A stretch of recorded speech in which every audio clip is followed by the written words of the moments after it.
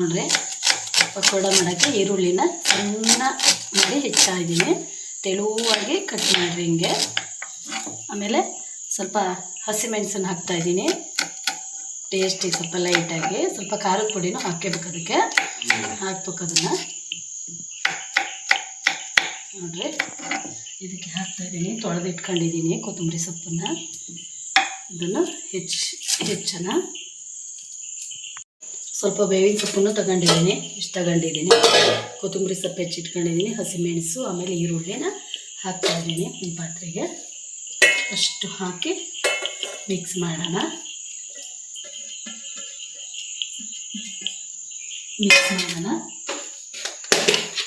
ಸ್ವಲ್ಪ ಜೀರಿಗೆ ಹಾಕ್ತಾಯಿದ್ದೀನಿ, ಟೇಸ್ಟಿಗೆ ತಕ್ಕಷ್ಟು ಉಪ್ಪನ್ನು ಹಾಕ್ತಾಯಿದ್ದೀನಿ.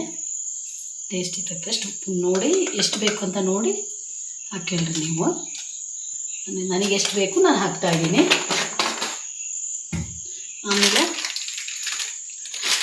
ಕಡಲೆ ಹಿಟ್ಟನ್ನು ಅದಕ್ಕೆ ಹಾಕ್ತಾಯಿದ್ದೀನಿ. ಸ್ವಲ್ಪನೇ ಹಾಕೋಣ, ಸಾಕು. ಕಡಲೆ ಹಿಟ್ಟನ್ನು ಹಾಕ್ತಾಯಿದ್ದೀನಿ.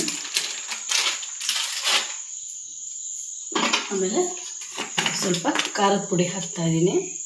ನಾನು ಹಸಿಮೆಣಸನ್ನು ಸ್ವಲ್ಪನೇ ಹಾಕಿದ್ದೆ, ಖಾರದ ಪುಡಿನ ಹಾಕ್ತಾಯಿದ್ದೀನಿ. ಖಾರವಾಗಿ ಚೆನ್ನಾಗಾಗ್ತದೆ ತಿನ್ನೋಕ್ಕೆ. ಆಮೇಲೆ ಇದನ್ನು ಕೈಯಲ್ಲೇ ಕಲಿಸ್ಕೋಬೇಕು. ಇದನ್ನು ನೀರು ಹಾಕಬಾರ್ದು. ನೀರು ಹಾಕ್ತಾಯಿಲ್ಲ ನೋಡ್ರಿ, ಇಲ್ಲಿ ನೀರು ಹಾಕಿದರೆ ಗರಿ ಗರಿಯಾಗಿ ಬರಲ್ಲ. ಅದಕ್ಕೆ ನಾನು ನೀರು ಹಾಕ್ತೇನೆ ಕಲಿಸ್ತಾಯಿದ್ದೀನಿ. ಕೈಯಲ್ಲೇ ಕಲಿಸ್ಬೇಕು ಇದನ್ನು ಅಷ್ಟು. ಇದೇ ನೀರು ಹಾಕ್ತಾ ಇರ್ತೈತಿ, ಕಲಸಿದಂಗೂ ನೀರು ಹಾಕ್ತಿದ್ದು ನೋಡಿ ಫ್ರೆಂಡ್ಸ್. ಇದೆ ನೀರನ್ನು ಸೇರಿಸ್ತಾನೆ ಇಲ್ಲ, ನೀರು ಹಾಕ್ತಾ ಬಂತು, ನೀರು ಹಾಕ್ತಾ ಐತೆ. ನೀರು ಸ್ವಲ್ಪನೂ ನಾನು ಮುಟ್ಸೇ ಇಲ್ಲ, ಇದಕ್ಕೆ ಹಾಕಿಲ್ಲ, ನೀರು ಹಾಕ್ತಾ ಐತೆ. ನೀರು ಹಾಕಿದರೆ ಅದು ಗರಿ ಗರಿಯಾಗಿ ಬರಲ್ಲ, ಅದು ರೋಸ್ಟಾಗಿ ಬರಲ್ಲ ಅದು. ಅದಕ್ಕೆ ನೀರು ಹಾಕಬಾರ್ದು, ಅದನ್ನು ಪಕೋಡಕ್ಕೆ ಮಾತ್ರ ಹಾಕಬಾರ್ದು. ನೋಡಿರಿ ಈ ಥರ ಆಗೈತಿ. ಈಗ ಈ ಥರ ಆಗೈತಿ. ಕಲಸೋದು ಸ್ವಲ್ಪ ಕಷ್ಟನೇ, ಇದು ಭಾರಿ ಟೈಮ್ ತಗೊಂತೈತಿ. ಅಗಲ ಪಾತ್ರೆ ತಗೊಂಡ್ರೆ ಒಳ್ಳೇದಿದು.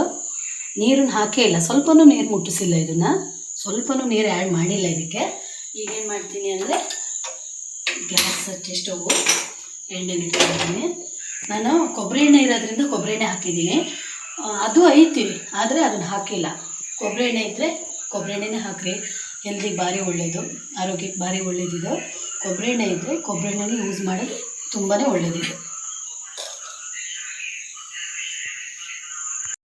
ನೋಡಿರಿ, ಯಾರು ನೋಡಿದ್ರು ನಂಬಲ್ಲ ನೀರು ಹಾಕಿಲ್ಲ ಅಂದರೆ. ಇದು ಟ್ರೈ ಮಾಡಿ ನೋಡಿರಿ.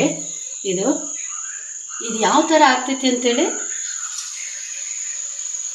ನೋಡಿರಿ. ಸ್ವಲ್ಪನೇ ಬಿಡ್ರಿ, ಎಣ್ಣೆ ಕಾದಿದೆ ನೋಡ್ರಿ. ಈಗ ಫುಲ್ ಎಣ್ಣೆ ಕಾದಿದ್ದು. ಸಣ್ಣ ಸಣ್ಣ ಮಾಡಿ ಹಿಂಗೆ ಬಿಡಬೇಕು. ಒಂದು ಸ್ವಲ್ಪ ಅಗಲ ಮಾಡಿ ಸಣ್ಣನೇ ಬಿಡ್ರಿ, ಅವಾಗ ಗರಿ ಗರಿಯಾಗಿ ಬರ್ತವೆ.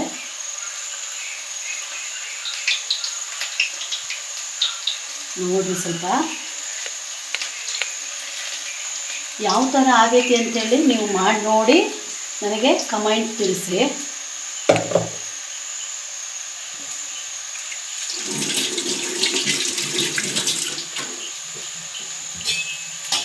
ಯಾವ ಥರ ಆಗೈತಿ ಅಂಥೇಳಿ ನೀವು ನೋಡಿ ಕಮೆಂಟ್ ಹಾಕೋದು ಮಾತ್ರ ಮರಿಬೇಡ್ರಿ.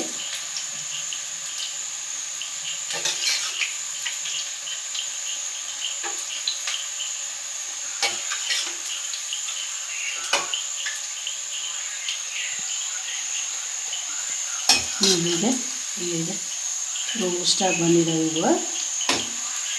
ನೋಡಿರಿ ಚೆನ್ನಾಗಿ ಬೇಯಿಸ್ರಿ, ಸ್ವಲ್ಪ ಹಾಗೆ ಬೇಯಿಸೋದು ಬೇಡ. ನೋಡಿರಿ ಸ್ವಲ್ಪ ಗೊತ್ತಾಗ್ತಿತ್ತಲ್ಲ ನಿಮಗೂ. ಇವು ಬೆಂದಿದ್ದಾವೆ. ಫಸ್ಟ್ ಹಾಕಿ ಎಣ್ಣೆ ಕಾದಿಟ್ಟಿದ್ದು ನೋಡಿರಿ, ರೋಸ್ಟ್ ಆಗಿದ್ದಾವೆ ಇವು. ತಿಂದು ನೋಡಿರಿ, ಟೇಸ್ಟಾಗಿರ್ತವೆ ಇವು, ಟೇಸ್ಟಿಯಾಗಿ. ಯಾವ ಥರ ಆಗಿದ್ದಾವೆ ಅಂಥೇಳಿ ಮಾಡಿ ನೋಡಿ ಕಮೆಂಟ್ ಮಾಡೋದು ಮಾತ್ರ ಮರಿಬೇಡ್ರಿ.